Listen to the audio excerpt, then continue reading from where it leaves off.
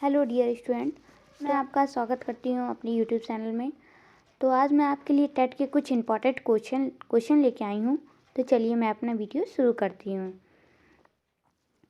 जैसे कि यहाँ पे मेरा पहला क्वेश्चन है, शैशवावस्था की अवधि क्या है। जैसा कि आप सबको पता होगा, ये बहुत ही ईजी क्वेश्चन है। ये इस साल टेट में भी आया हुआ था।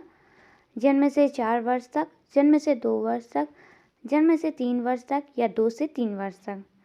तो ये आप सभी को पता होगा। इसका आंसर हमारा सेकंड है, जन्म से 2 वर्ष तक। और हमारे हरलॉक जी ने, मनोवैज्ञानिक हरलॉक ने शैशवावस्था का टाइम पीरियड 2 सप्ताह तक, मात्र 2 सप्ताह तक बताया है। कितने सप्ताह तक? 2 सप्ताह के। यदि ये हरलॉक के अकॉर्डिंग आता है तो आप लोग को 2 सप्ताह टिक करना होगा, नहीं तो वैसे शैशवावस्था का टाइम पीरियड जन्म से 2 वर्ष तक है। चलिए हम सेकंड क्वेश्चन देखते हैं। हमारा सेकंड क्वेश्चन है, पियाजे के अनुसार 2 से 7 वर्ष के बीच का एक बच्चा संज्ञानात्मक विकास की अवस्था में है। जैसा कि आप सबको पता होगा, पियाजे के संज्ञानात्मक विकास के अनुसार संज्ञानात्मक विकास की 4 अवस्थाएं होती हैं। पहली होती है पहली संवेदीगामक अवस्था, पूर्व संक्रियात्मक अवस्था, मूढ़ संक्रियात्मक अवस्था, औपचारिक संक्रियात्मक अवस्था। संवेदीगामक अवस्था होती है 0 से 2 वर्ष, 2 से 4 वर्ष, और तीसरा होता है 0 से 2 वर्ष, 2 से 7 वर्ष, 7 से 12 वर्ष, और औपचारिक संक्रियात्मक होता है 12 से 16 वर्ष। तो ये आप सब समझ लीजिएगा, मैंने बोल दिया है। तो यानी कि यहाँ हमसे पूछा गया पियाजे के अनुसार 2 से 7 वर्ष के बीच। तो 2 से 7 वर्ष यहाँ हमारा क्या आ रहा है? पूर्व संक्रियात्मक अवस्था। तो हमारा इसका आंसर हो जाएगा पूर्व संक्रियात्मक अवस्था। अब हम यहाँ पे तीसरे क्वेश्चन की ओर चलते हैं। विकास से की ओर होता है। विकास कहाँ से कहाँ की ओर होता है? पहले देखिए, विकास जटिल से कठिन की ओर तो होगा नहीं। विकास पहले समान से होगा, फिर आगे की ओर बढ़ेगा। तो ये तो हमारा नहीं हो सकता। सेकंड नंबर, विशिष्ट से समान की ओर। ऐसा नहीं, कभी नहीं होता है कि हम पहले ज़्यादा सीख रहे हैं फिर हम नॉर्मल सीखने लगे। हम ज़्यादा भी सीख सकते हैं, कम भी, तो ये भी नहीं होगा। साधारण से आसान की ओर नहीं, हम कठिन की ओर आगे बढ़ते हैं, तो ये भी नहीं होगा। समान से कठिन की ओर, जैसे हम अभी हैं, हम कुछ नया सीखेंगे तो हम समान से विशिष्ट की ओर जा रहे हैं, यानी कि अच्छा सीख रहे हैं, ज़्यादा सीख रहे हैं। तो इसका आंसर हमारा होगा पहला। अब हम नेक्स्ट क्वेश्चन की ओर बढ़ते हैं। जब वयस्क सहयोग से सामंजस्य कर लेता है तो वह बच्चे के वर्तमान स्तर के प्रदर्शन को संभावित क्षमता के स्तर के प्रदर्शन के तहत प्रगति क्रम में सुगम बनाता है। इसे कहा जाता है, सुगम में छोटे ऊ की मात्रा, सुगम बनाता है, तो इसे क्या कहा जाता है? ये हमारा एक एक्स्ट्रा लिख गया, हम इसको काट देंगे। समीपस्थ विकास, सहयोग देना, सहभागी अधिगम, सहयोगात्मक अधिगम। तो इसे बताइए हम क्या कहेंगे? जब वयस्क सहयोग से सामंजस्य बनाता है, हम सहयोग मिलने पर वयस्क की अंतर्निहित शक्तियों का विकास होता है ना? तब वह प्रगति के तहत अग्रसर होता है ना। जब उसे सहयोग मिलेगा तो उसकी अंतर्निहित शक्तियों का विकास होगा और वह प्रगति की तरफ अग्रसर होगा। तो सहयोग मिलने पर वह प्रगति की ओर अग्रसर होता है। तो इसका राइट आंसर हो जाएगा हमारा सेकंड नंबर। अब चलिए हम यहाँ पे मैं नंबर डालने में मिस्टेक हो गई है। अब हम 7th नंबर की ओर आगे बढ़ते हैं। यह हमारे 7th है, बाल केंद्रीय शिक्षा में शामिल है। बच्चों के लिए हस्तपरक गतिविधियाँ, बच्चों का एक कोने में बैठा रहना, प्रतिबंधित परिवेश में अधिगम, वे गतिविधियाँ जिनमें खेल शामिल नहीं होते। तो बच्चों का एक कोने में बैठा रहना, ये तो बिल्कुल गलत हो जाएगा हमारा, क्योंकि बच्चे का एक कोने में बैठा रहना सही नहीं है। प्रतिबंधित परिवेश में अधिगम, ये भी हमारा बिल्कुल गलत हो जाएगा। वे गतिविधियाँ जिनमें खेल शामिल नहीं हो। इतना तो हमने पढ़ा होता है कि बच्चों को खेल के माध्यम से सिखाना चाहिए। हमारी किंडरगार्टन विधि, मॉन्टेसरी विधि हमें बताती है। तो ये भी हमारा गलत हो जाएगा। हमारा एक आंसर बचता है बच्चों के लिए हस्तपरक गतिविधियाँ, जैसे बालकों की रुचि, प्रवृत्ति तथा क्षमताओं को ध्यान में रखकर शिक्षा प्रदान करने ही बाल केंद्रित शिक्षा कहलाती है ना। तो इसमें हमारा हो जाएगा बाल केंद्रित शिक्षा में शामिल है बच्चों की हस्तपरक गतिविधियाँ। अब हम 8th क्वेश्चन की ओर आगे बढ़ते हैं।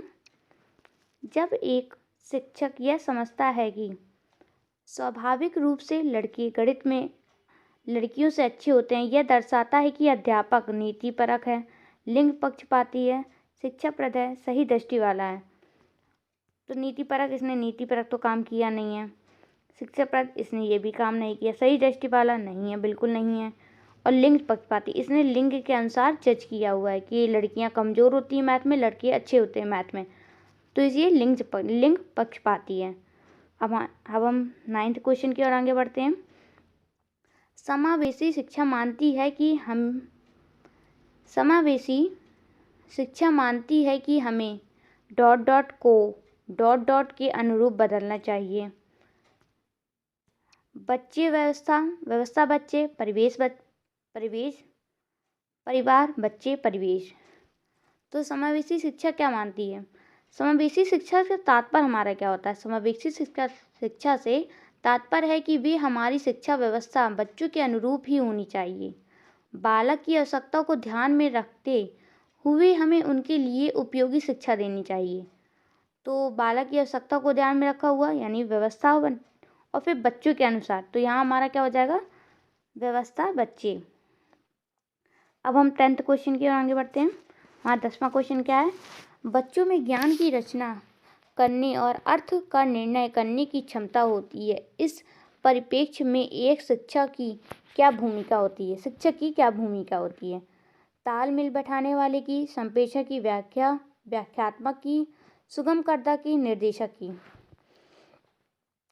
यहाँ हमारा क्वेश्चन कह रहा है समय, देखिए अब इसमें हमारे बच्चों को ज्ञान की रचना करने तथा अर्थ का निर्णय करने की क्षमता विकसित करने के लिए शिक्षक को सुगमकर्ता की भूमिका अदा करनी चाहिए, जिससे वह बालक के संपर्क में रहकर उसकी समस्याओं का बिना संकोच रह के समाधान कर सके। तो हमारा इसका राइट आंसर क्या होगा? सुगमकर्ता, बिल्कुल 3rd नंबर इसका राइट आंसर होगा। अब हम 11वें नंबर के क्वेश्चन की ओर आगे बढ़ते हैं। इनमें से कौन सी विशेषता प्रतिभाशाली बच्चों में नहीं है?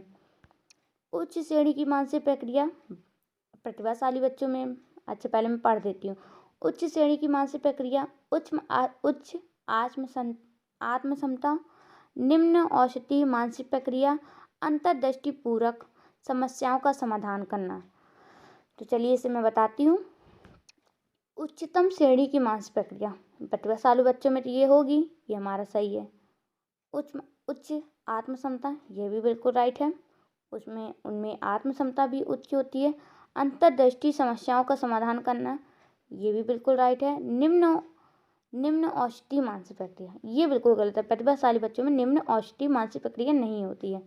तो यानी कि इसका हमारा राइट आंसर जो होगा, क्योंकि इसमें पूछा है कि नहीं है, तो इसका राइट आंसर हमारा हो जाएगा सी, निम्न औषधन मानसिक प्रक्रिया। इसमें नहीं है पूछा है, इसलिए इसका सही आंसर सी, बाकी सारे सही हैं, ये गलत है, इसलिए सी सही होगा।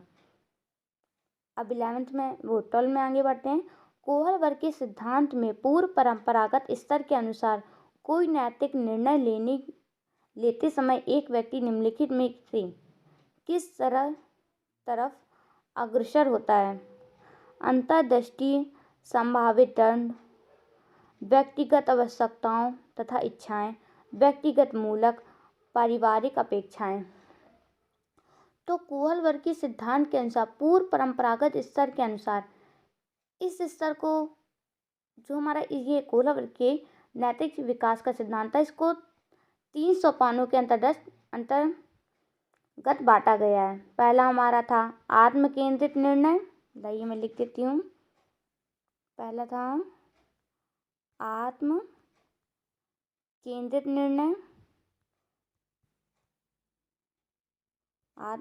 निर्णय, हमारा सेकंड था हमारा दंड तथा आज्ञा पालन। दंड तथा आज्ञा पालन।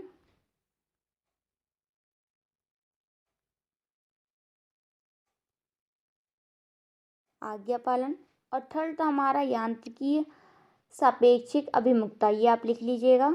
तो हमारा इसमें आ रहा है दंड तथा आज्ञा पालन, तो हमारा इसका राइट आंसर क्या होगा?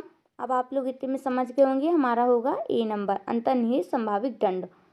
अब हम 13वें नंबर क्वेश्चन की ओर आगे बढ़ते हैं। शिक्षार्थियों की व्यक्तिगत विभिन्नता के संदर्भ में शिक्षकों को चाहिए कि विविध प्रकार की अधिगम परिस्थितियों को उपलब्ध कराना, निगमनात्मक पद्धति के आधार पर समस्याओं का समाधान करना, कलन विधि का अधिकतम प्रयोग करना, बात करने के लिए शिक्षार्थियों को तथ्य उपलब्ध कराना। अब देखिए, व्यक्तिगत विभिन्नता वाले कक्षा के अध्यापक को विभिन्न प्रकार की अधिगम परिस्थितियों को उपलब्ध कराना चाहिए, क्योंकि इससे क्या होता है, क्योंकि बालक में बुद्धि, रुचि, योग्यता के अनुरूप ही विकास के अवसर मिलने पर ही वह सर्वोच्चतम विकास के स्तर को प्राप्त करते हैं। तो हमारा इसका राइट आंसर क्या होगा?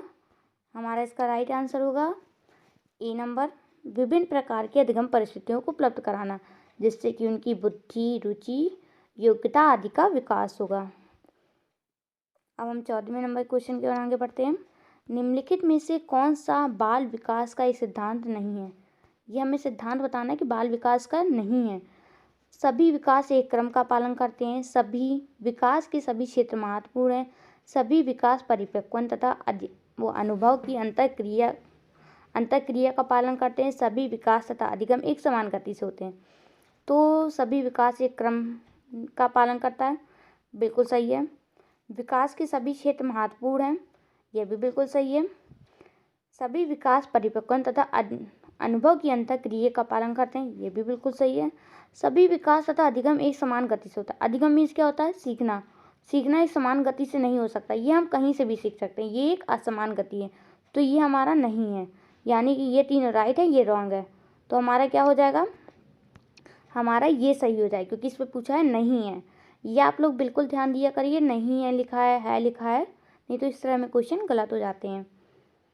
अब चलिए हम 15वें क्वेश्चन की ओर आगे बढ़ते हैं। 15वां और लास्ट क्वेश्चन हमारा, निम्नलिखित में से कौन सा आकलन करने का सर्वाधिक उपयुक्त तरीका है?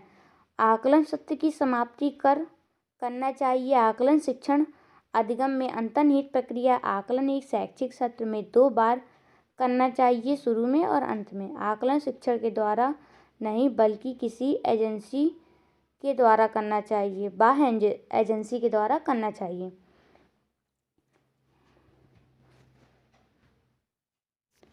तो देखिए इसका क्या होगा? आकलन शिक्षण में अंतर्निहित प्रक्रिया होती है। आकलन शिक्षण की एक आकलन शिक्षण अधिगम एक अंतर्निहित प्रक्रिया होती है, जिसमें बालक अपने अंदर की कमियों को जान सके तथा उसे दूर कर सके। आकलन प्रतिपुष्टि का कार्य करती है, इसलिए इसमें राइट आंसर होगा हमारा आकलन शिक्षण अधिगम में अंतर्निहित प्रक्रिया है। अंतर्निहित प्रक्रिया है, हमारे अंतर्निहित क्रिया को वो करती है, तो इसका राइट आंसर होगा 15 का बी। फ्रेंड्स, अगर आपको ये वीडियो थोड़ी सी पसंद आई हो तो इसे लाइक करिएगा, हमारे चैनल को सब्सक्राइब करिएगा। ये मेरी इसकी टेट के सब्जेक्ट में पहली वीडियो है। मैं इसी तरह नई नई वीडियो लाती रहूँगी। Thank you for watching my video. See you next video. Bye.